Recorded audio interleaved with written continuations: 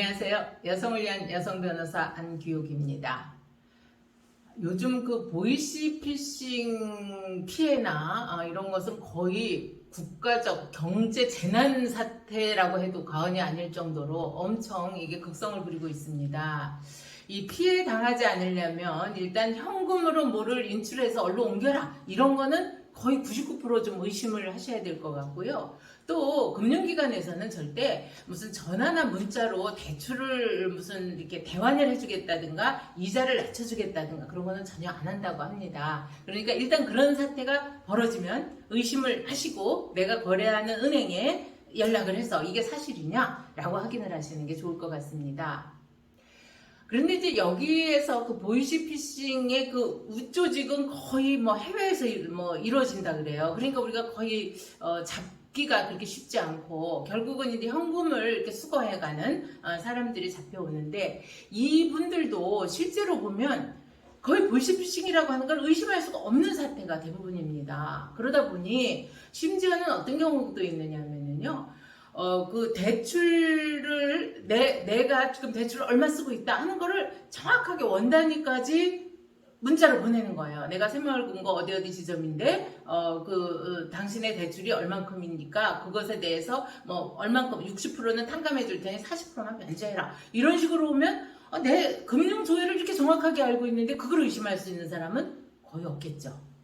또 어떤 경우가 있느냐면요, 이것도 이제 제가 실제로 다 제가 지금 처리하고 있는 일들인데, 명함을 아예 법무사 사무실이다 라고 명함까지 찍고, 그 다음에 그 사람들이 보내온 그 홈페이지, 법무사 사무실 홈페이지 사업자 등록증 이런 거를 보면 이게 다 일치하는 거예요. 실제 살아있는 사업자고 살아있는 그 홈페이지고, 이러다 보니 누가 그거를 의심을 하겠어요.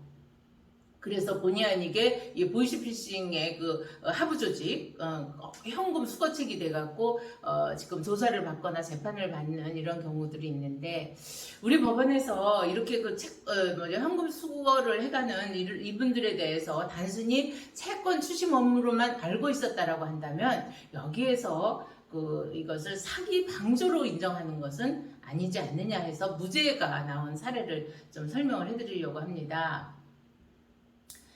대법원 형사 1부에서는요, 사기 범죄 혐의로 기소된 분에게 무죄 선고를 했는데요. 이분은 보이시피싱 조직원들이 현금을 이렇게 전달하거나 할 때 지시받은 계좌에다가 이제 현금을 받아서 입금을 하는 거죠. 그런데 이분이 전달한 금액이 거의 8회에 걸쳐서 적지도 않아 1억 9천만 원이나 돼요. 네. 그런데 이분은 아까 제가 말씀드린 대로 그 일을 처음에 하게 된 게 법원 경매 및 채권 관련 외근 업무다, 이렇게 와요. 그리고 법무사 명의로 표기된 구인 광고를 보고 전화 통화를 해서 채용이 됐는데요. 이분들한테 내가 그러면 그 법무사 사무실을 좀 가서 확인을 해봐야 되겠다 그랬더니, 그러면 거기서는 뭐라고 또 답을 하느냐면요, 지금은 코로나 사태라 다 비대면으로 재택근무를 한다. 그래서 사무실에 와봐도 사람을 못 만난다. 그러니까 이해가 되잖아요, 상황적으로. 그러니까 또 넘어가는 거예요, 거기에. 그래서 그 지시대로 업무를 수행해서 내가 했던 일이 보이시피싱과 관련됐다고 의심을 전혀 할 수 없었다, 이렇게 이제 항변을 하게 됩니다.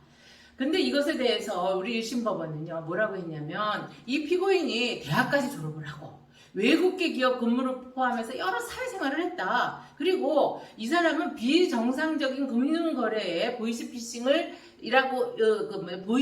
가능성이 있다, 이렇게 인식할 만한 사회적 경력이나 학력을 갖고 있지 않냐라고 해서 유죄를 선고를 했어요. 더군다나 또 유죄를 선고했을 때는 이 돈만 단순히 받아다가 주는 이런 단순 업무의 그 대가로 5일 동안 거의 310만 원을 받았다면 이렇게 고액을 주는데 그걸 의심을 안 해서 되겠냐 라고 하고, 또 정부나 언론에서 지난해부터 수년간에 걸쳐서 이 비정상적인 그 금융거래 업무가 보이시피싱에 관련될 염려가 많다, 그러니까 이거를 대대적으로 좀 속지 말아라고 홍보하고 있는데 왜 자기한테 온 것을 의심을 안 해봤냐라고 해서 징역 1년을 선고를 했습니다. 그런데 항소심에서는 조금 달리 봤어요. 항소심에서는 이 피고인에게 업무를 지시한 그 자가 보이시피싱의 조직원이라든가 또 수거한 돈이 보이시피싱의 범행으로 인한 피해금이라고 하는 사실을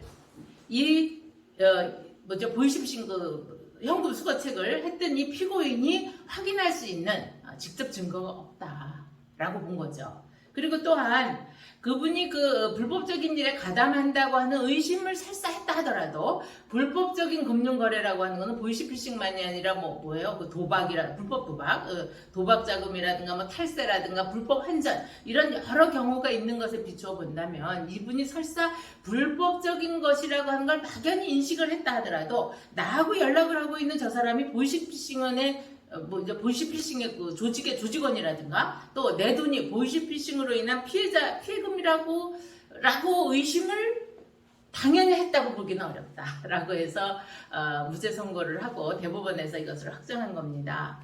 제가 보이시피싱 관련된 사례를 여러 개를 지금 방송에 올렸는데요. 정말 이건 국가 재난 사태에 준하는 그런 게 아닌가 싶습니다. 아무튼 우선은 그런 전화, 문자, 또 뭐 하여튼 유혹될 만한 게 있으면 일단 먼저 의심을 해보시고 거래하는 은행에 꼭 확인해 보시고 이런 피해자가 되거나 혹은 가해자가 되는 그런 일은 좀 막았으면 하는 바람에서 또 다시 올렸습니다. 이런 사태에 대해서 서로 의견 나눠주실 거 댓글로 나눠주시고요. 구독, 좋아요 함께 해주십시오. 감사합니다.